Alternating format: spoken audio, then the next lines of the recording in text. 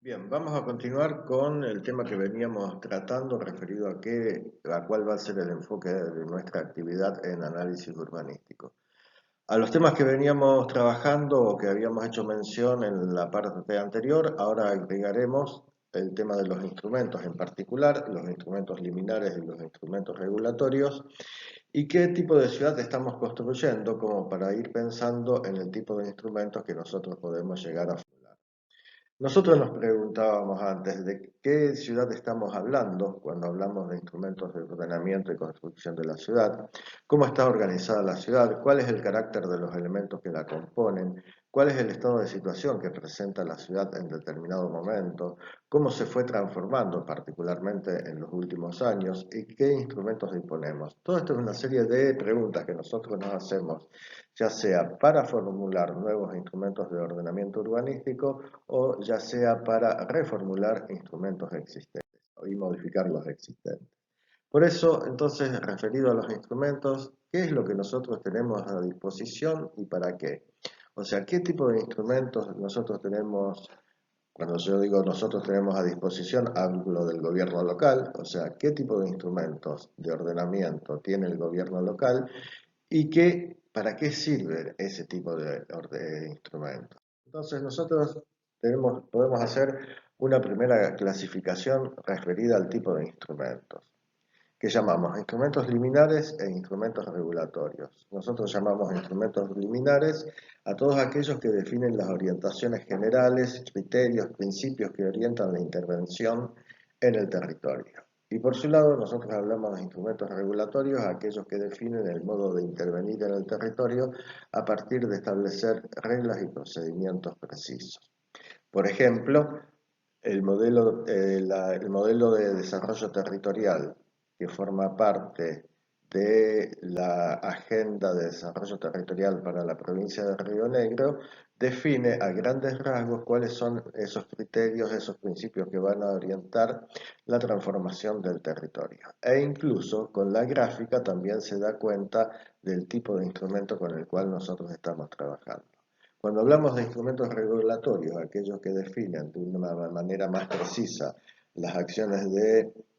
construcción y de urbanización dentro de la ciudad, entonces también estamos haciendo mención, en este caso, a un instrumento que es el Código Urbano, en este caso el anterior Código Urbano de la ciudad de Rosario, y que también en la gráfica se presenta de una manera mucho más precisa. En el gráfico de las orientaciones generales tenemos un gráfico mucho más suelto, un tipo esquema. En el otro caso, en el instrumentos regulatorios, un instrumento, digamos, una gráfica mucho más precisa.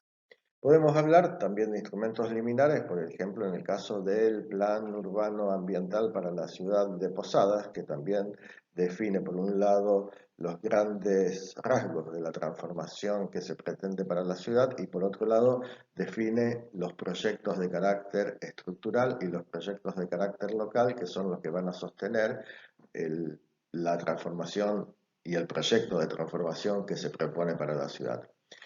Y por otro lado, podemos hacer referencia a los instrumentos regulatorios, a las normas urbanísticas, a las nuevas normas urbanísticas de la ciudad de Rosario, en este caso particular, las normas urbanísticas para el área central, que define manzana por manzana las posibilidades de actuación en ellas, en los lotes que se encuentran en las manzanas incluidas dentro del área central. O sea que sintéticamente nosotros podemos hablar de instrumentos liminares como estas grandes pinceladas, esta brocha gorda que define orientaciones, define criterios, define directrices, define un modo de actuar en el territorio. Y por otro lado tenemos los instrumentos regulatorios, que son los que, podemos decir, los que definen la letra chica, o que son la letra chica de los instrumentos, y que son, digamos, este tipo de instrumentos que definen con precisión todo lo que va a regular acciones de construcción y de urbanización en el territorio y en la ciudad. O sea que nosotros podemos hablar del plan urbano como un paraguas, o sea, en tanto instrumento liminar que define las grandes orientaciones para la transformación de la ciudad, que en síntesis es el proyecto de transformación para la ciudad. Entonces decimos que puede actuar como un paraguas para toda otra serie de instrumentos de de la clase o de la categoría de instrumentos regulatorios. Por ejemplo, plan de movilidad, una ordenanza de urbanización, un plan de mejoras barrial, un programa de protección del patrimonio. O sea, son todos instrumentos de carácter regulatorio o programas también de carácter regulatorio, pero que van a tener en común que pertenecen a un plan urbano. O sea, el que le da sentido a todos estos tipos de instrumentos es precisamente el plan urbano, que el plan urbano expresa el proyecto de ciudad y expresa también cuál es la política urbana que lleva adelante el gobierno local para orientar la transformación de la ciudad. Entonces, ¿cuál es el punto de partida que nosotros vamos a tener en cuenta como para formular o reformular instrumentos? Por un lado, ¿qué ciudad estamos construyendo? Preguntarnos qué ciudad estamos construyendo, preguntarnos qué ciudad queremos construir, efectivamente, y después, volviendo a la realidad, qué ciudad podemos construir, o sea, adaptar esos deseos o esos intereses que nosotros tenemos respecto de la transformación de la ciudad a las posibilidades reales de transformación. ¿Qué ciudad estamos construyendo? Entonces acá, digamos, una primera aproximación a esta respuesta y que es lo que nosotros podemos registrar en los procesos de transformación de la ciudad es que estamos frente a un proceso de expansión y dispersión de las áreas urbanizadas y eso lo podemos ver en este gráfico que se refiere a la extensión de las áreas urbanizadas en el área metropolitana de Rosario, donde en el periodo del año 2000 a 2015 se incorporan al área metropolitana más de 2.500 hectáreas urbanizadas, fundamentalmente como lo estamos viendo en el cordón metropolitano de extensión oeste. O sea que la expansión y la dispersión es lo que nosotros podemos ver o podemos leer o podemos interpretar como el proceso por el cual está atravesando el área metropolitana de Rosario y que lo podemos graficar o lo ver gráficamente en estas nuevas áreas urbanizadas marcadas en color.